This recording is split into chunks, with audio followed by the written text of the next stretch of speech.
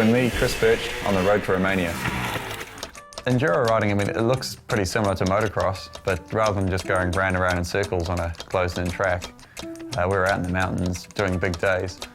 Normally we're on the bike for about between 6 and 10 hours in a race and covering big distances. There's no real strict definition of what makes an enduro course.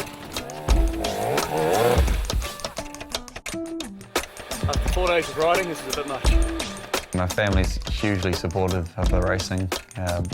Monica, when I met her, had absolutely zero interest in motorbikes at all, and now she's pit crew, mechanic, boss. Really, really valuable having her at the races. It's just so nice to have someone there that's purely there for me.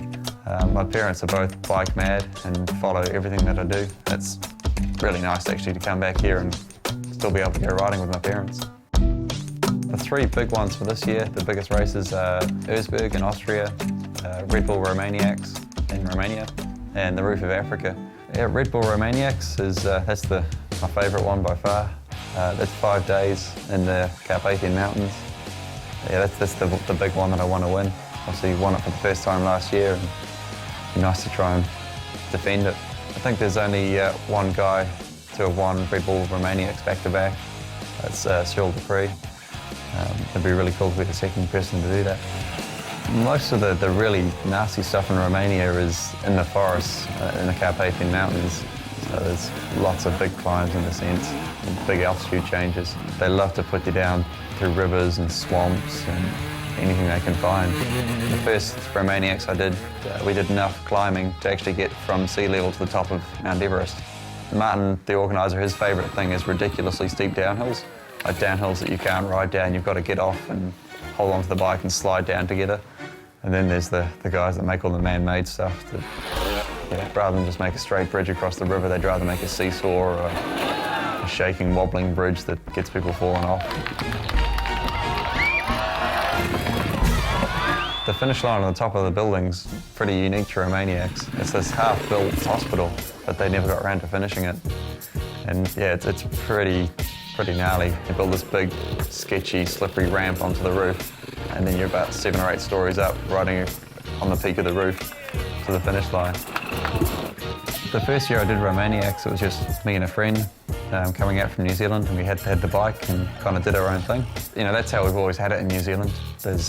We don't have huge support, so we're actually pretty used to sorting things out for ourselves. And since then, you know, getting a bit more success, and the events got bigger. We now have the full backing of the KTM factory. The build-up for Romaniacs over the next month or so, it's actually going to be really full on. It's starting with this race in New Zealand, a bit more mud training. So that's a big part of Romania, and we don't get to do much of that in South Africa. The race coming up is, I think, round 5 of the New Zealand Enduro Championships. It's going to be really mud, lots of deep clay, deep ruts, and tree roots. Yeah, there's actually really strong competition in the New Zealand Enduro Championships now. The top half dozen guys have all got a lot of international experience, and they're all training really hard, and it's not an easy series to win anymore. The big thing today is to just get that experience in the mud and not do anything too stupid. Try not to get injured, try not to trash my bike too much, and just, yeah, enjoy the day really.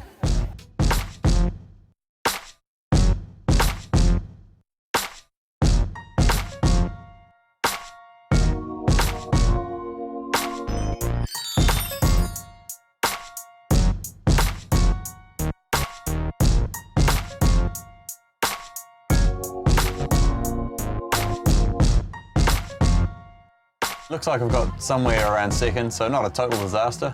It's not really the result I wanted, but you know, it's good to get the practice in the mud. It's a good reminder that I need to brush up on those mud skills before Romaniacs. We don't know if 100% of it's going to be wet or dry, but if it's wet, I've got to be prepared. And it's doing things like this that will make that happen.